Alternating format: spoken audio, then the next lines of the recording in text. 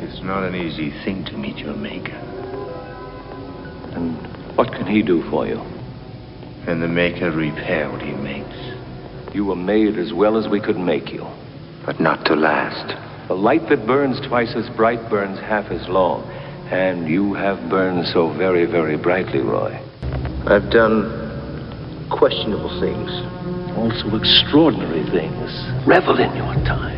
Nothing the god of biomechanics wouldn't let you in heaven for.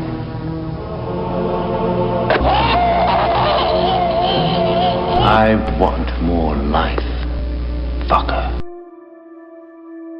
By the introduction, you probably might have an inkling concerning this week's episode. Broadcast on this January 26th, the year of our Demiurge 2013, through the God Above God Cam. Our astral guest, Roger Voss, will make it worth your while and very soul. Eternal damnation has never come this cheap, my beloved true seekers. But first I must give you my logoria, or as a commentator on my YouTube channel recently called it, pompous introduction. Say goodbye to all of this, and hello to oblivion. Happy heresies, and welcome to the desert of the real.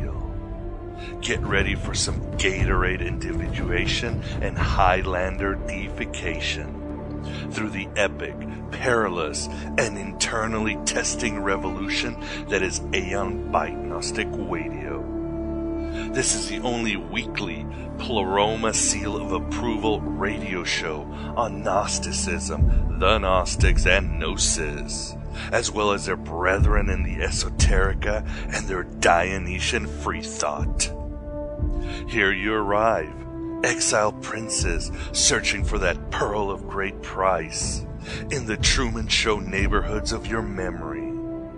St. Paul gave us a simple formula in Romans when he said, "Do not conform any longer to the pattern of this world, but be transformed by the renewing of your mind." There is no going back. Our enemy pushes us on and on and on, and until we're strong enough or can find Earth and get help, we can never stop or turn away or look back. We don't take prisoners but liberate them. We are not the final authority on anything, but hope to be an endless possibility for everything. We are both the Rosetta and Philosopher's Stone for reaching your ultimate potential, or at least becoming more than you've allowed yourself to be for a long, long time. And that comes when you realize you are but immortal souls tied to the bodies of dead animals, as Yeats wrote in his epic poem, Byzantium. Yes, we're like so done wearing these monkey suits that are truly recycled dust that is about, 14 billion years old. See, to be quite frank, Kevin, the fabric of the universe is far from perfect. It was a bit of a botched job, you see. We only had 7 days to make it. And we're much older than that. Blissfully timeless, like the molten mercury crest right before an orgasm. Like that black and white photograph of an admired relative of old that actually knew how to dress. Like the sublime memory without details that moves in the holy dark through the atmospheres of your heart when you need it the most.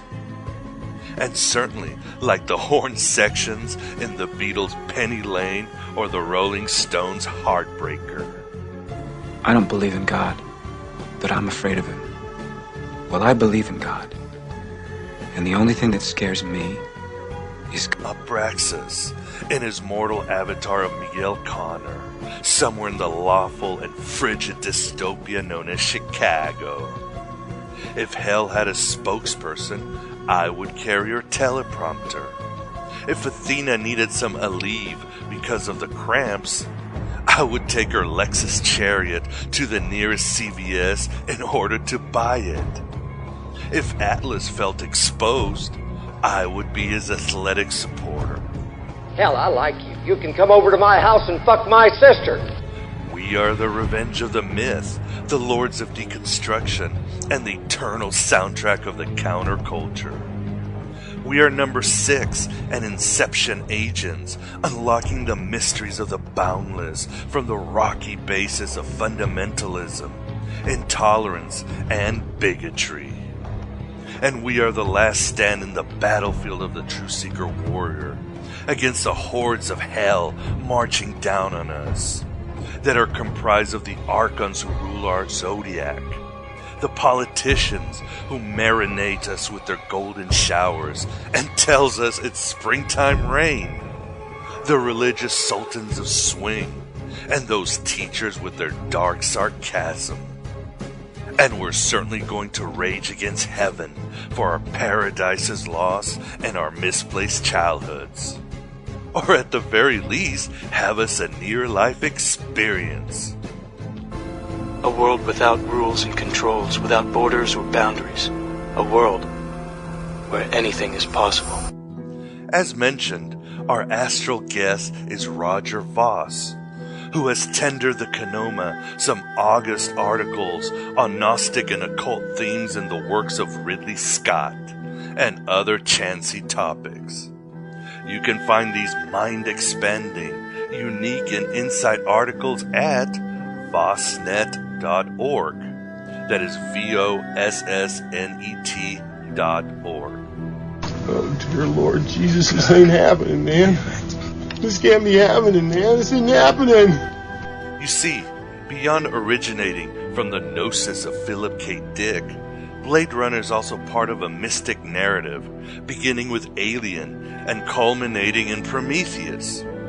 We will get acquainted with all 3 movies and their spanning occult messages, including the notions of transhumanism and Astro-Gnosis, before they are appropriated and bastardized by New Agers.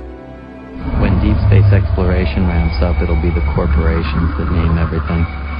The IBM Stellar Sphere, the Microsoft Galaxy, Planet Starbucks. And what Sophia wanted the world to know when she spoke through Ridley Scott, who obviously has been drinking some Pleroma Kool-Aid. We've certainly delved into Blade Runner and the Gnosis of Philip K. Dick on many past shows of Aeon Byte Gnostic Radio. Just go to our archive of past shows for a list that will stimulate your spiritual clitoris. People that talk in metaphors ought to shampoo my crotch. What I'd like to personally yammer about is the 2 religions found in To Android's Dream of Electric Sheep, which didn't make it into the film incarnation of Blade Runner.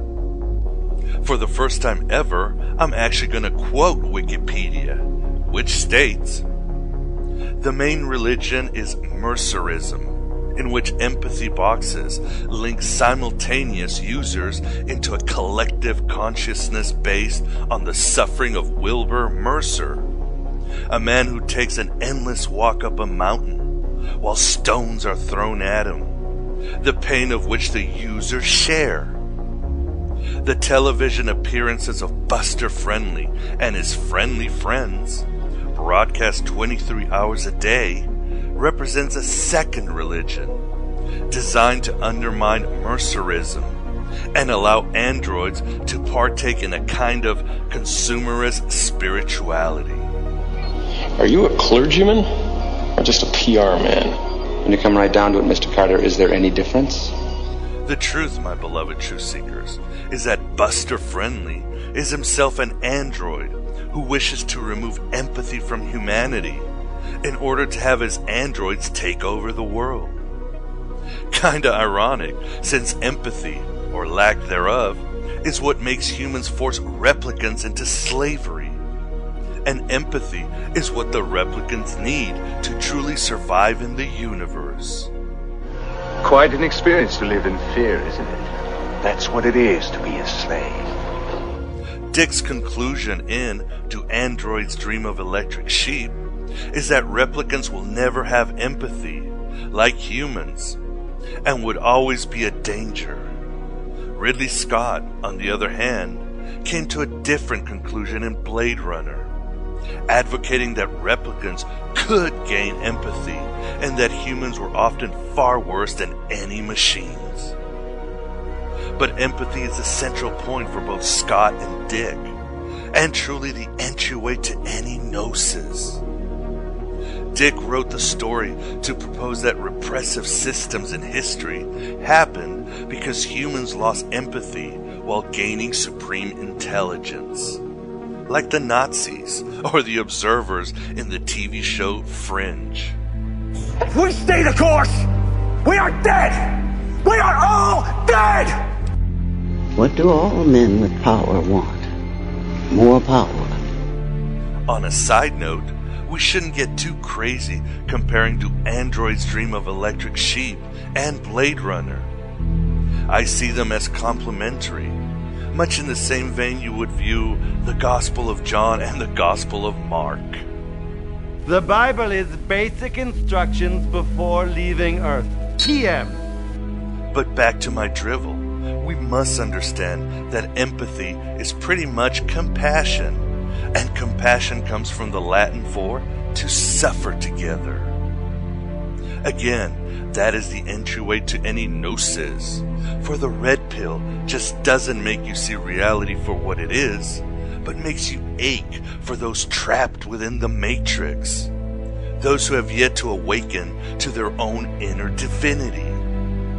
Yes, you truly love life in all its darkness and light, as Roy Batty did in the end of Blade Runner, so filled with empathy. But the freedom for those who thirst for release from Plato's cave. Like the Nag Hammadi Library's Sentences of Sextus tells us, if you take on the guardianship of orphans, you will be the father of many children, and you will be beloved of God. And like Rick Deckard says in Do Androids Dream of Electric Sheep, emigrate or degenerate. With great power comes great responsibility. There's also the gripping concept of kipple in Do Androids Dream of Electric Sheep. Kipple was Dick's word for hoarding, long before it was a pathology today. But not just in the material way, but in a spiritual, cosmic way as well. The J.F. Sebastian character explains it to the Daryl Hannah android in the story when he says, kipple is useless objects, like junk mail or match folders after you use the last match, or gum wrappers of yesterday's homopape. When nobody's around, kipple reproduces itself. For instance, if you go to bed leaving any kipple around your apartment, when you wake up the next morning, there's twice as much of it. It always gets more and more. No one can win against kipple, except temporarily, and maybe in one spot. Like in my apartment, I've sort of created a stasis between the pressure of kipple and non-kipple, for the time being. But eventually, I'll die or go away, and then the kipple will again take over. It's a universal principle operating throughout the universe. The entire universe is moving toward a final state of total, absolute kippleization. Things you own end up owning you. You are not your job. You're not how much money you have in the bank. You're not the car you drive. You're not the contents of your wallet. You're not your fucking khakis. And just wait until Roger gives you some other breathtaking notions in our interview. Heresy shouldn't be this much fun, nor this fracking dangerous. But it just is. It just is. I'll skip the part about supporting Aeon Byte Gnostic Radio, but please support Aeon Byte Gnostic Radio. I've had to cut back to about 2 shows a month these last 6 months, and I hope to keep it at that level. I'm throwing all shows for free on iTunes, so please throw me some kipple and bits, my beloved truth seekers. Also, I'm looking for extra work, as a writer, blogger, journalist, copywriter, or really anything. I'll even work as an extra in Buster Friendly's TV show, if needed be. If anyone has any leads or advice, please let me know. Oh, a bullshit artist! By Gary Gygax's Dice. Even leads to get on the Huffington Post to drive up traffic would be forever appreciated. And even compensated with a Pandora's box of free shows. Oh, and if anyone has holes in their pockets, please let me know, and I'm always glad to shoot you a few shows free of cost. We fight the good fight, keep the faith, and finish the race together. Armed with empathy in our raging of heaven and escaping of kibble. But enough of my pompous introduction. Let us to the interview with Roger Voss. Emigrate or degenerate.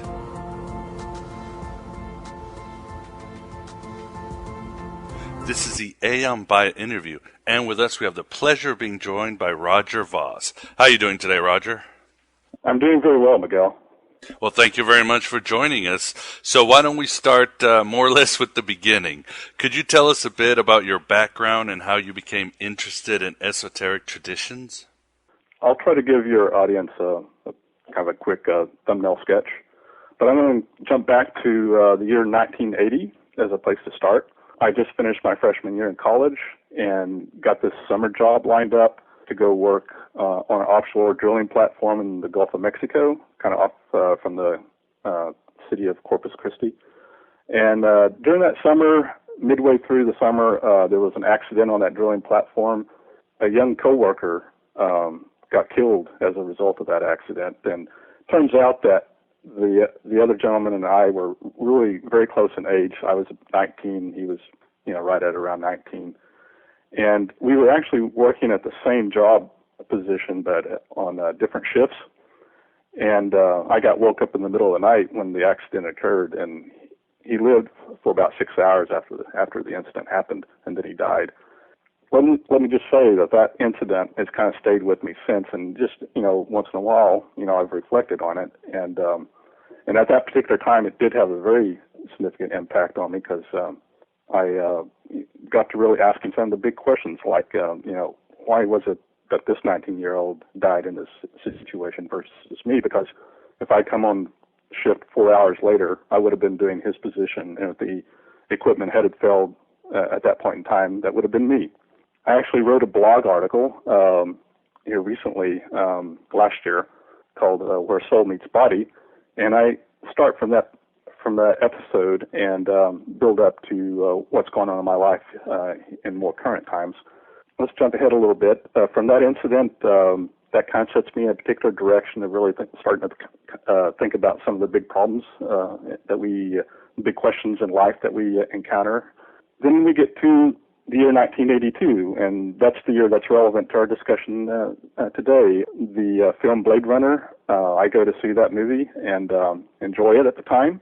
Really the thing that made the biggest impression on me was Mary Sean Young. I thought she was gorgeous. Yeah, when she comes on screen, even you mention it, it's unforgettable. And later on, when I have a bit of dialogue with her, I found out how old she is, and she was only like 18 months older than myself, making that film. And I'm sitting there, thinking now that at that age, she had a role like that in a film with a big star like Harrison Ford. It's really something. I didn't really know any esoteric things. That you're young at that point in your life, and unless you've kind of had a strange, family background like a Carl Jung or something, you're not really going to necessarily be in the area of esoteric. And I didn't see anything like that at all in the film at that time, and I suspect that most people didn't, because it seems as though that the interest in the esoteric aspect of Blade Runner has kind of grown over the years, and now it's kind of a steamroller effect. But I finished up, get out of college, and I started out in engineering, but I shifted gears because of the microcomputer revolution going on. I kind of start moonlighting in computer science outside of engineering, and that's really the direction I take in life. I go into that field as a profession. Skip forward to the 1990s. I'm working at Microsoft. This is back, in the days when their stock price doubled about every other week, so it was really kind of like the go-go years there. I was very passionate and enthusiastic in this field, and I really had a lot of my life energy sort of dedicated to that. But at this point in time, I was starting to kind of dabble into things like, I read these books like the one that's called The Creature from Jekyll Island, it talks about the Federal Reserve System and the origins of that and how kind of nefarious those origins were and so forth. From that kind of literature, though, I eventually came across Graham Hancock's Fingerprints of the Gods. I think that was published in 1995, and I probably came upon it in around 1996. That really kind of started to open my eyes in a big way. And I think I would point to that particular work as what launched me into the area of, esoteric, looking at esoteric subject matters. A little later on, I come across Zecharia Sitchin's books, and, your audience probably know that he's well known for his theories of about the origins of the human race and his ancient astronaut theory and so forth. And I read up on all that and get familiar with it. I was a devout Christian, and so there were certainly some challenging angles in his materials relative to what I believed as a Christian. But I go on and take that in and study it with a lot of intent and start acquiring other kinds of works and esoteric materials at that time. And one thing I did do in the late 90s is I went and purchased a fair number of kind of religious-oriented books that are not of the normal biblical canon. And, those would be things like the Book of Enoch and a number of others. And I recall that at that time, I purchased the Gnostic Gospels. And the thing of it is that I just didn't exactly have the interest to dive into that area at that time. And that book ended up getting packed away in my garage, and it stayed there for like the next 10 years. I ended up going through those books one day because I had cleared some space on my bookshelf, and I wanted to kind of see what all I had out there. And so I went through and I grabbed that book out of a few and then put it back on my bookshelf, and it kind of stayed there for a few months. And then one day I was looking for something to kind of read, and I was just kind of checking over what I had there, and I saw this thing on the Gnostics, and I thought, I really haven't really looked into these guys, and I need to do that. So I grabbed that book, and I just devoured it. And then it just kind of launched me into a fairly deep study on the Gnostics and started, looking at some of the other books. And by the way, I really liked your book, The Voice of the Gnostics. And thank you. I'd read a lot of the materials of the people that you interviewed in that book, so it was really a good read. But this would have been in the year around 2011, and I had actually bought her Gnostic Gospels book back in the late 90s. And so, strangely, that book kind of sat there and came into my life at a particular point in time when I was actually kind of struggling with an inner crisis.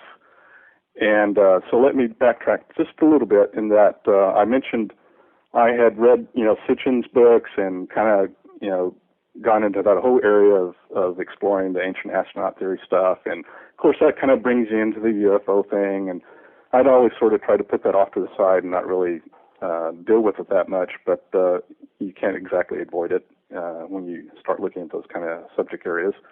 Probably for a good decade or so, I just sort of had these on and off inner struggles about things that I was trying to believe about the big picture and some of these ideas that other people were putting forth tied to various evidences. I was having a bit of a struggle, so there's a gentleman by the name of Michael Heiser that who kind of specializes. He's a Christian apologist, and he's been on radio programs like Coast to Coast fairly often, and a number of others, and so he's probably fairly well known. He specializes to some extent in reviewing the materials of Sitchin and his Sitchin's whole thesis, and so he has an actual website where he that's just devoted to that. I think it's called Sitchin is Wrong or some such. I've been to that website, and based on the things that I had learned over the years and all the materials I'd researched, I was kind of going into it kind of wanting to be on Heiser's side, so to speak, but I just couldn't find his argumentation very credible. He tries to come across as though he's more authoritative than Sitchin, and he really nails Sitchin a lot for, he doesn't think that Sitchin's really got a good command of the ancient languages the way he claims and so forth. And I might kind of give him that to a certain extent, but then I kind of see Heiser making some claims too that aren't really entirely above board with his intended audience. And I got so frustrated that I actually sat down one weekend and just wrote an article to try to deal with that. And I ended up titling the article Heiser versus Sitchin. This was in the year 2010 in the summer. I wrote that article in a weekend. One were to go and read it now, you'd see that I actually spent a fair amount of time of setting it up and trying to document it. And I had a technique of trying to present my argument where I wanted to bring the reader as close down to the Hebrew language of the Genesis text and so forth that I was examining as I could. And I came up with a technique kind of based on my engineering training from years gone by where I took the term Elohim and Yahweh. I would show the reader the Hebrew version of the text in a transliterated form, and then I'd show that verse, and I was using Darby's study Bible version because the Darby study Bible tries to present a fairly literal English translation. But I would take the word Yahweh and Elohim and put that right back into the verse and show that to the reader. And the intent was I didn't want to have the reader's mind prejudiced with trying to determine exactly how to translate those words until the very last possible moment, and to get a sense of trying to be able to read almost like you were reading the original Hebrew, but without any kind of preconception that has been prejudiced by religious interpretations that have been layered on by, well, first the Jewish people and then later Christians. I think I did a pretty good job of doing this because the net result is that you can go through and read the creation myth of man and so forth in Genesis with my approach to it here that I have in this article, and you kind of come away with a very different story if you really try to go right back down to the literal text of what's being said there. I point out, point by point, how this thesis that Sitchin has been pushing all these years, going back to his 12th Planet book that he published in 1976, that some of the key points that he had in that thesis about the creation of man, that we were created as a slave species to serve these Sumerian gods called the Anunnaki, that you could find all of his thesis points that he's elaborated about that in the Genesis text. After I wrote that article, I didn't feel like I could really even share it with anybody, and so I just sat on it for the next year. A whole year goes by, and I just put that article away after I wrote it. But then I later read a book by a person who's become a friend of mine, Paul von Ward. It's a book called We've Never Been Alone, A History of Extraterrestrial Intervention. And Paul tries to take this very even-keeled approach to examining this whole matter of what our actual history of mankind was and how we were influenced by other beings, so to speak. And he refers to these as, he tries to come up with a different term. He just refers to them as advanced beings to try to come up with a more neutral way to talk about them in his writings.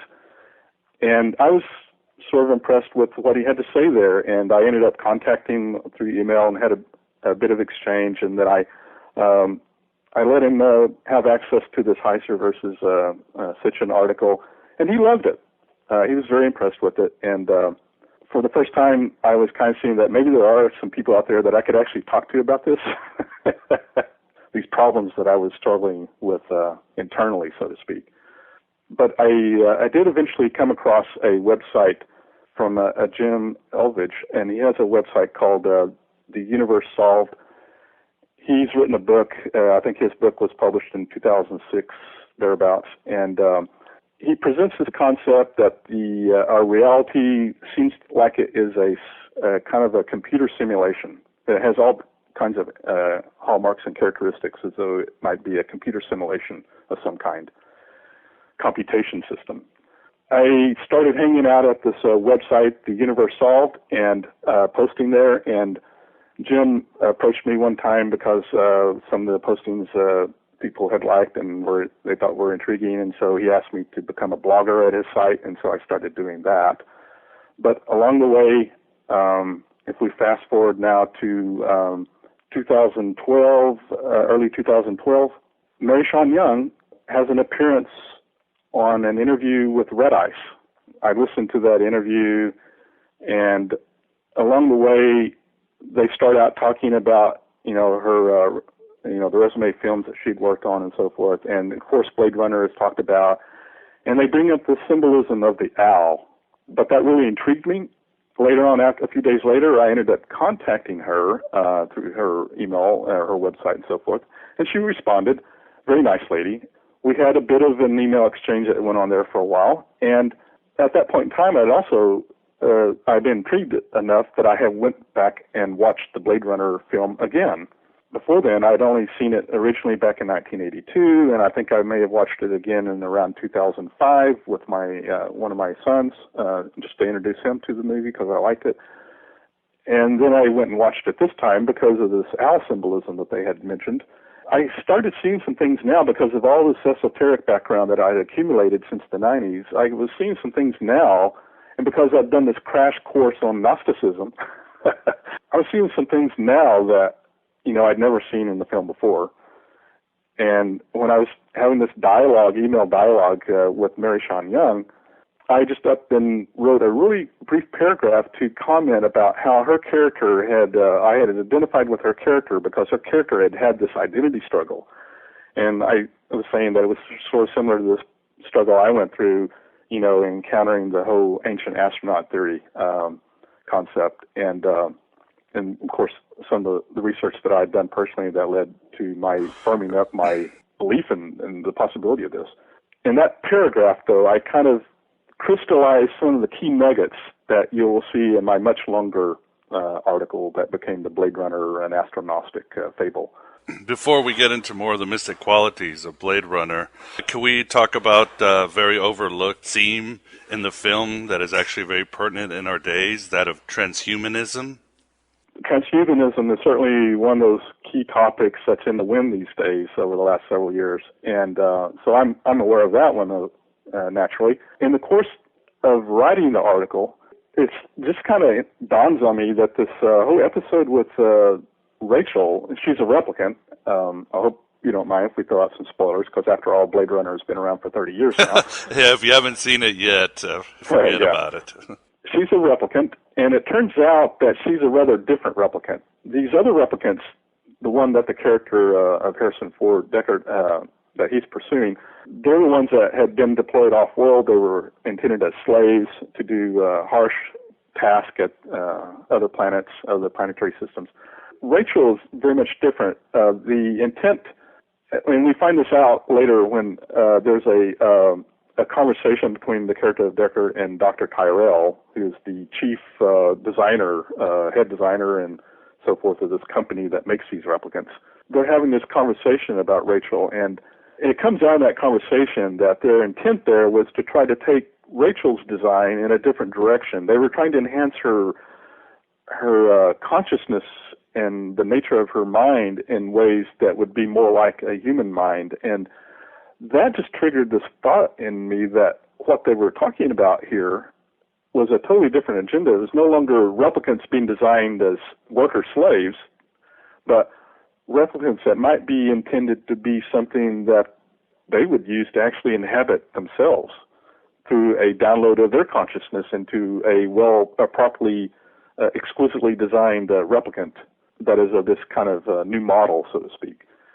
And so that thought just kind of triggered in me at that time, and I just spent some time in my article to elaborate on that, and I just kind of felt compelled to bring that out because I was seeing that. I think that point could sort of be argued back and forth a bit as to whether that was really a pronounced theme embedded in the film. But one thing that to me reinforces it a little bit is the fact that we see transhumanism brought up again in the subsequent film Prometheus.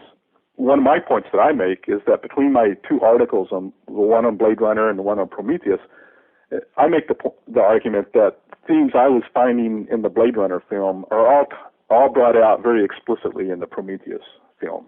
I'm kind of seeing that if the transhumanism is explicit in Prometheus, well, I think it was actually there in the Blade Runner film as well.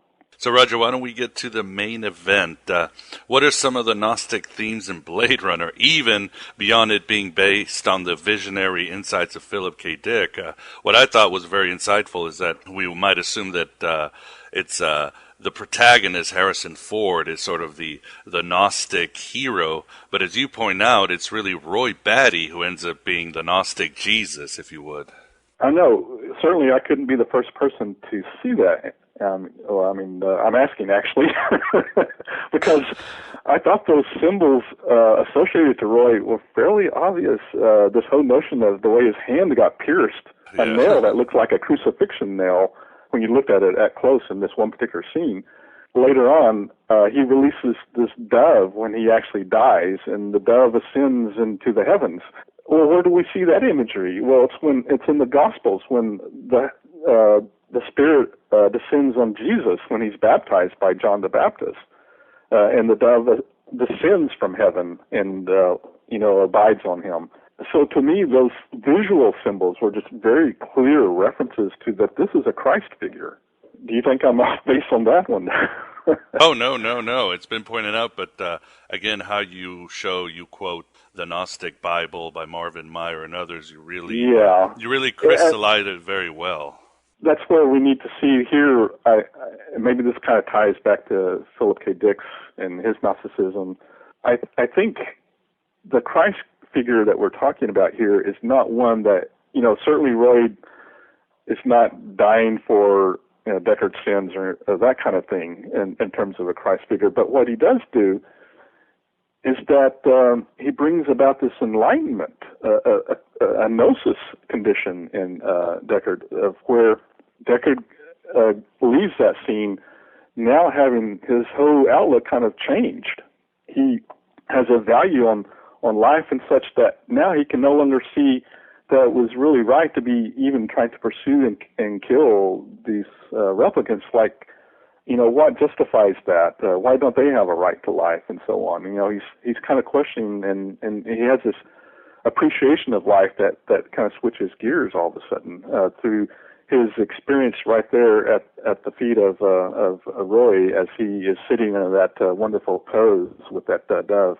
And that's such a moving scene. I mean, I can't really think of any other film that has a scene of a transcendent experience that is, to me, as exquisite as that one portrayed there. That's going on in that situation. And certainly Harrison Ford wakes up to the fact, he wakes up to his own humanity, as what happens when someone has gnosis. You wake up to the reality of the world and who you are, or as some have said, he woke up to the fact he was a replicant, which is the other theory that's out there. Yeah, and we'll get to that in just a moment. But that was a point that I made. That was a very powerful point I was trying to make in the Blade Runner article, is that how both Rachel and Deckard had this inner struggle that they went through the course of the film. They had to kind of overcome the way that their own minds had been conditioned, and I would say even programmed. They had to overcome what their society had imposed on their minds in order to arrive at this point of a gnosis, of where they understand and value and assert their own humanity, individuality. And so that would be another aspect of the Gnostic theme, I think, that's going on there.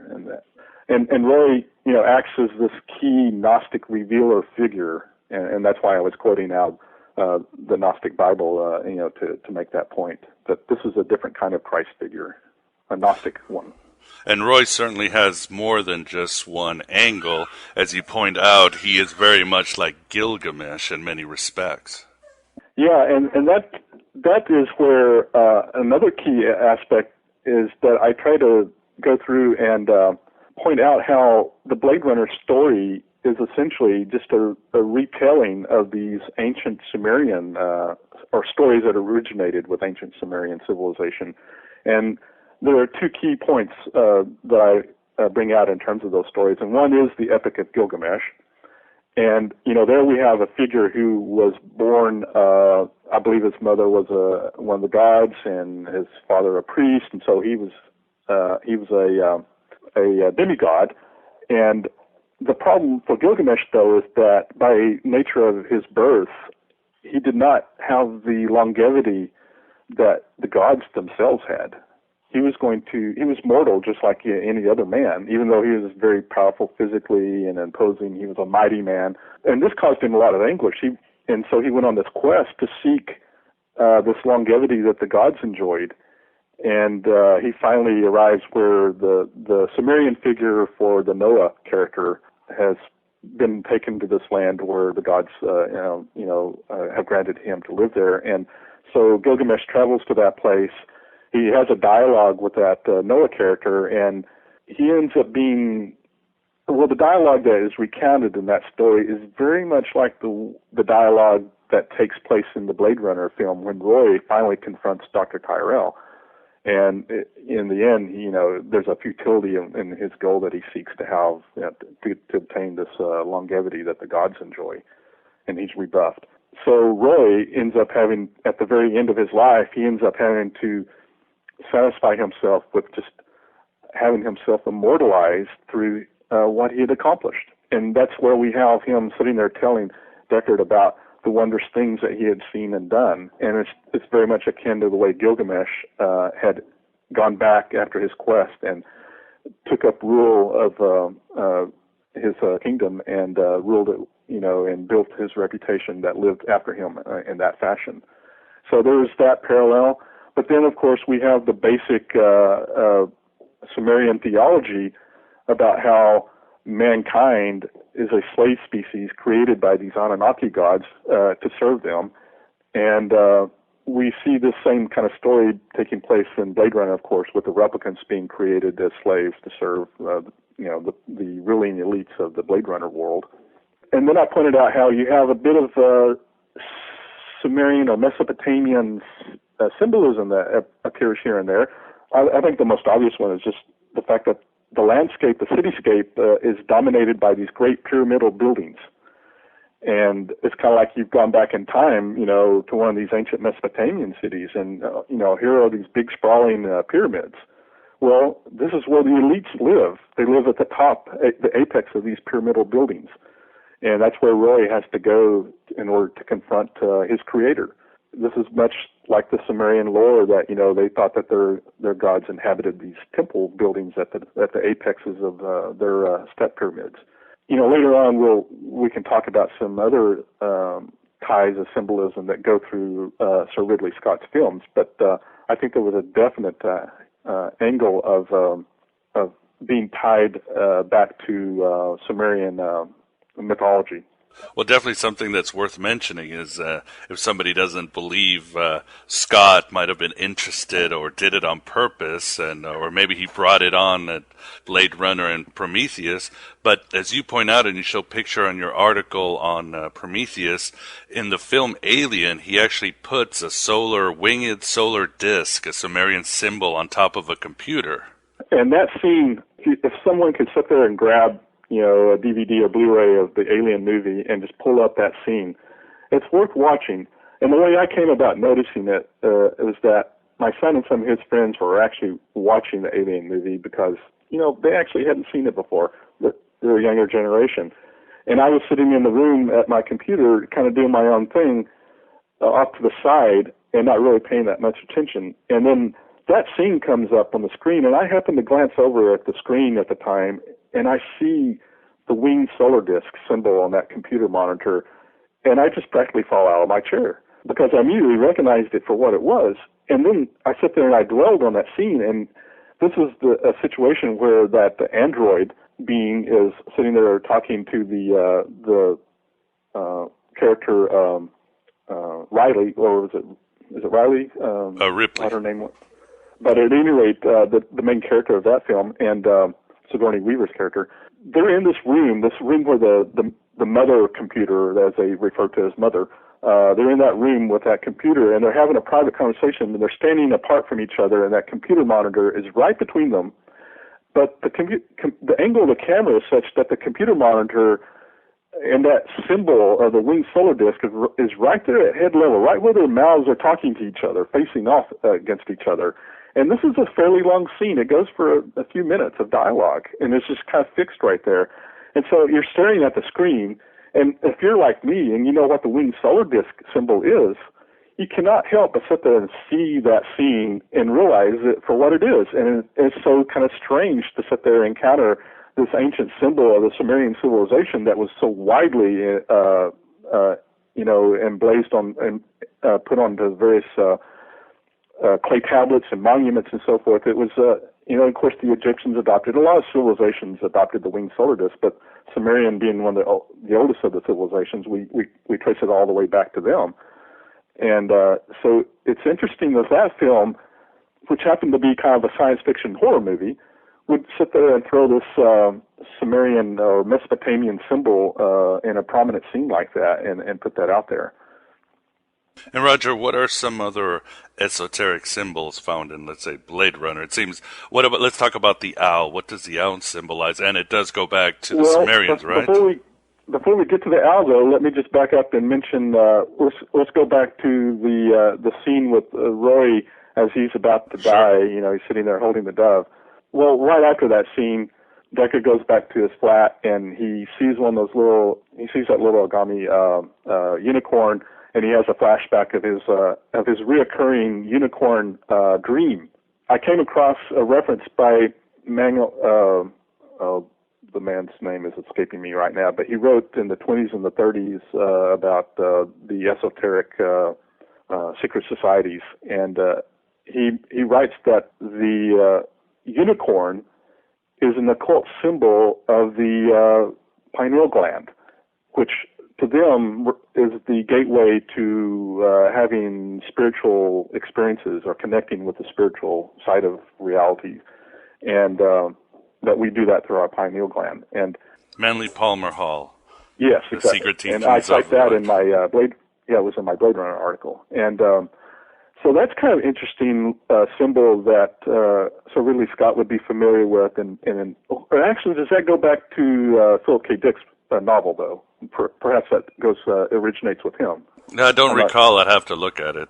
But it's a very pronounced aspect of the inner gnosis process for the character of Deckard, to have that reoccurring dream. And sure, because it's an implanted dream, it ends up proving that he too is a replicant. But the fact that it's a unicorn, and that unicorn has a symbolism, an occult symbolism of awakening and gnosis and so forth, is really fascinating. And then I really make a big point about the owl. To me, what's so striking, these days, if you're out on the internet and you're tapping into these kinds of things, you'll know that there's a lot of talk here and there about the owl symbolism because, well, it comes up in, say, UFO encounters and UFO abduction cases and things like that. People see some sort of a weird owl-like being. It's associated with experiences of high strangeness. And these kinds of episodes border on bringing into question even what the very nature of our reality is, if there's anything to them. And the owl is a very pronounced symbol in the Blade Runner film because it gets so much film time. There are scenes that just sit there and kind of dwell on the owl, looking at what's taking place. The owl is, watching this human drama of these situations taking place, and the camera just lingers on this owl and its perspective. And so I think it's a very pronounced symbol, and I believe I'm backed up by that because I also show a movie poster that was made for Blade Runner, and the movie poster just does nothing other than show the owl.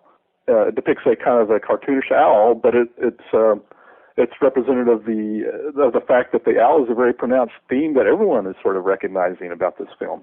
I cite some of the material that I found in Graham Hancock's book Supernatural in order to make some reference to how the owl symbology plays into this whole issue of what is the very nature of reality. And one of the ways that the owl will figure in is that you'll come upon the owl being associated with shamanic initiation processes. And, all of our indigenous cultures around the world have tended to have been shamanic, and the shaman of any given culture, the role of that person was to go and venture and journey into the spirit world, have interactions with the spirit beings there, and bring back knowledge that would help their clan or their tribe. And it's now being pretty well established that even some of the high civilizations, perhaps even the Egyptians, may have been using mushrooms in order to have these altered state experiences of consciousness, and that they too were actually accessing spirit beings. Well, for one thing, a lot of their gods are depicted as having a humanoid body, but an owl, some sort of an animal head. Well, that's a very typical. If you study anything about DMT and other hallucinogenic ayahuasca and all that, you'll know that kind of imagery comes up with people who have those experiences. And that was kind of the book that Graham Hancock wrote, Supernatural, delved into that. But one of the things that he does is he traces, or he explores that this may have been going on 30,000 years ago with our ancestors. Because, we have their cave artwork that we can look at, which he thinks was probably created by shaman who were under an altered state influence. And in Europe, they would have had a type of mushroom growing in the meadows that they could have been using as the source of their altered state experience. So I found it just fascinating that Ridley Scott was bringing in this owl as a prominent symbol of this film. It really kind of made me wonder just exactly where was Ridley Scott coming from with all this? I had to sit there and kind of ponder that. Because of the year it took place, back in, this film coming out in 1982, well, there was no internet.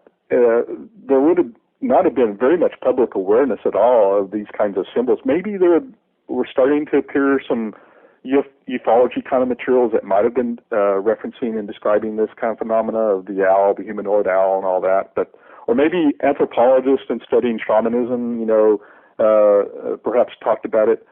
But I think it would have, it definitely went over the head of probably the vast majority of the public that watched that film in 1982. But if you watch that film today, I think it's a different matter. A lot of people are that delve in these areas of esoteric subject matters are kind of familiar now with this whole owl meme. And yet, Ridley Scott was onto it back in 1982 somehow. Roger, why don't we talk about Prometheus from your great article, Prometheus the Film, Thematic Confluences. It might seem that there's really not much Gnostic in it, and of course a lot of people have jumped on that film for all these other esoteric themes, including transhumanism, Anunnaki, and so forth. But as you point out, the main character, Elizabeth Shaw, is very much a Sophia character, isn't she? Very much like Ripley in Alien. Yeah, I make that exact point, that both Alien and Prometheus feature the main protagonist as a female character.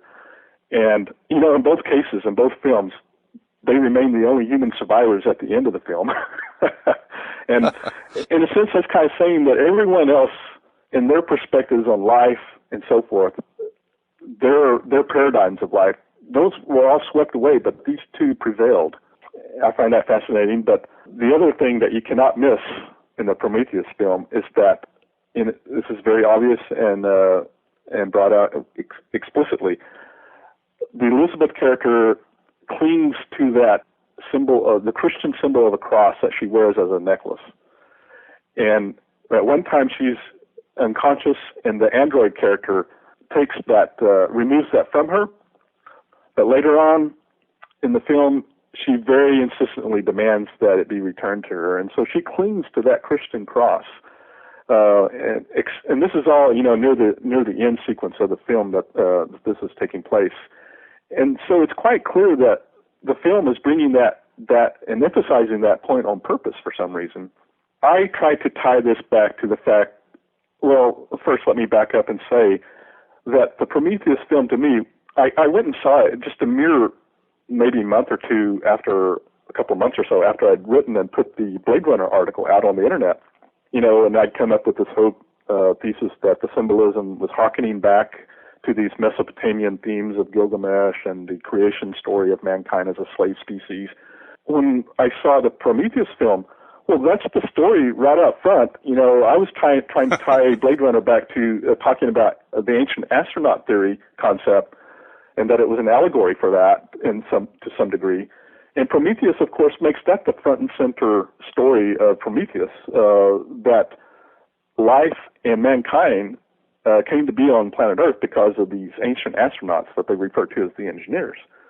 And I was just, really blown away that the Prometheus film was making these concepts now, the explicit story that was being told, whereas before they were being encoded as a symbolic backstory. By the fact that we have a retelling of an explicit telling of ancient astronaut theory, we have the cave scene where our ancient ancestors of 30,000 years ago knew of these engineers and depicted them, or knew of them and depicted the star system, and that's where they get their information to go and try to find where they're at. And I had brought that up through the Owl in my Blade Runner article, sort of a nebulous connection here, but at the same time I was kind of fascinated that we both dwelt on that. And then and Prometheus, we have the transhumanism aspect. I'm trying to think of the character's name now. The gentleman that was essentially paying for the very rich individual that was paying for the spaceship and this company. His daughter was on board the spaceship and so forth, and he was traveling. Oh yeah, Peter Wayland. Yeah, that's right. Yes, Guy Pearce. He was traveling in secret on that ship to go and have an encounter with the creators of mankind, because he was hoping. He was a very old man. He was on the verge of dying from his old age, decrepitude, and he was hoping that through their knowledge that they would be able to undo or reverse his state of aging and bring back his youth. And well, that's a theme of the transhumanism movement. That because transhumanism, one of the elements of that movement is this notion of achieving a kind of a pragmatic form of immortality through technology and so forth, understanding genetics and that kind of thing. Of course, that doesn't work out for him, but that's certainly one of the major themes found in the film. Prometheus very explicitly references the Mesopotamian civilizations, because it has this one scene where these slides are being shown, and it's all these tablets and monuments of Mesopotamian civilizations of Assyrians and Babylonians and Akkad and Sumer, and all the things that we have from those times that depict the gods that the Sumerians talked about, the Anunnaki. And what's going on there is that we kind of see that these engineers are sort of being equated to those Mesopotamian gods, that they're one and the same. Well, that's just the nature of the story that Prometheus tries to tell it as. That all sort of related to how I had said that there was a Mesopotamian theme in the Blade Runner as a backstory. And then, of course, I found the symbol of the winged solar disk even in the Alien movie. So across time, starting in 1979 with Alien, 1982 with Blade Runner, skip forward to Prometheus, 30 years, and we see this constant reintroduction of a Mesopotamian tie through symbolism or explicit storytelling that occurs in each one of these films. Then, of course, the Blade Runner being based on Philip K. Dick's work has a theme of Gnosticism in it that I bring out through the Roy as the Gnostic revealer, and then we see Elizabeth clinching onto this Christian cross symbol in spite of all that has gone on.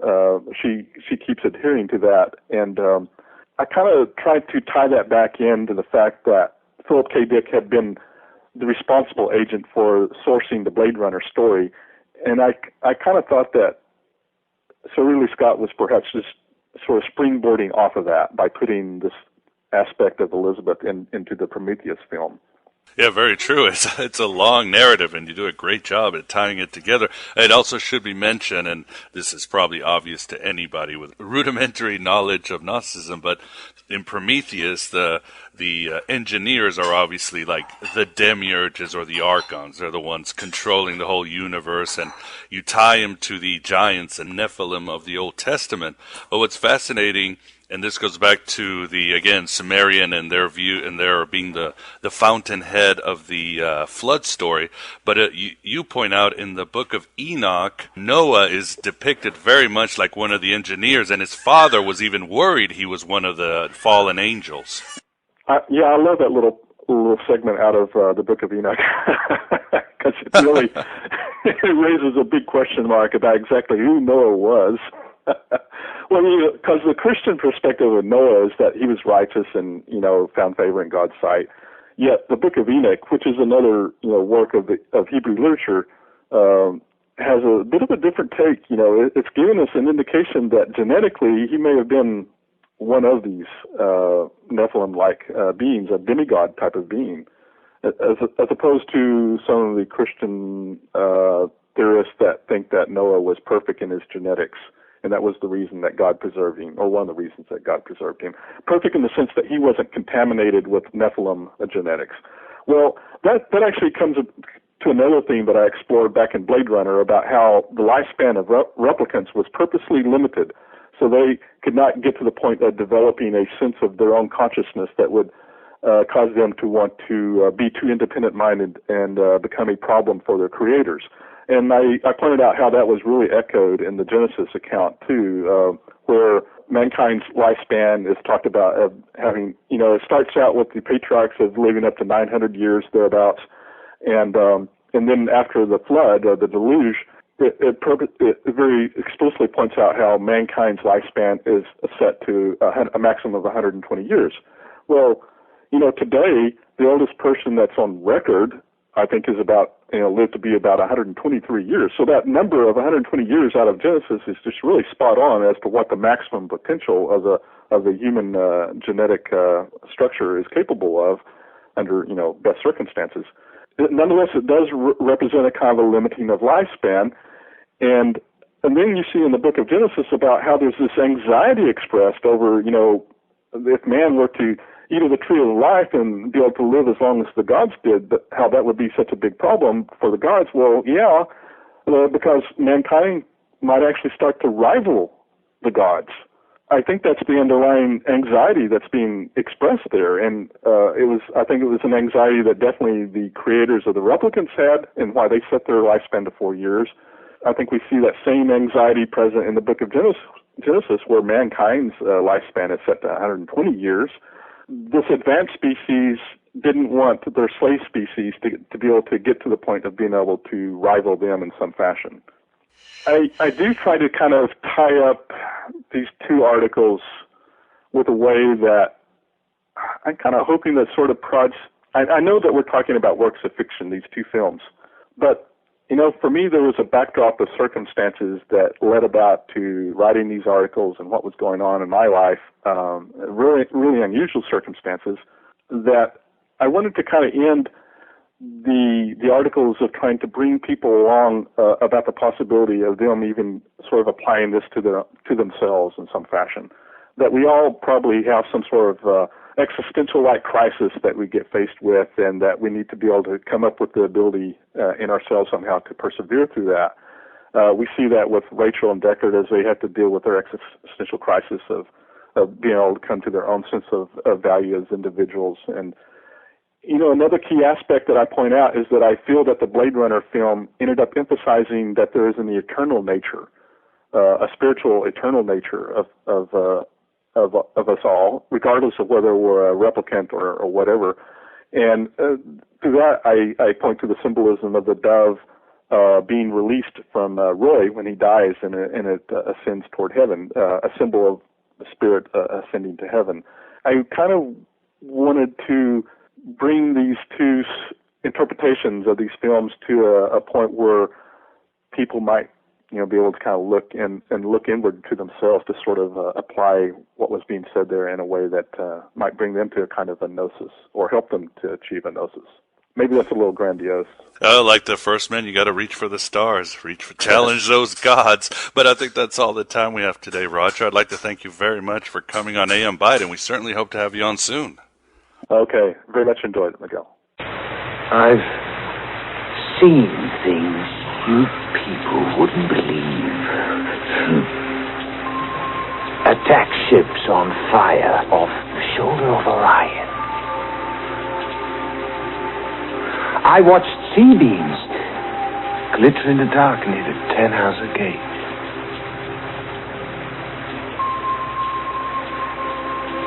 All those moments will be lost in time. like tears.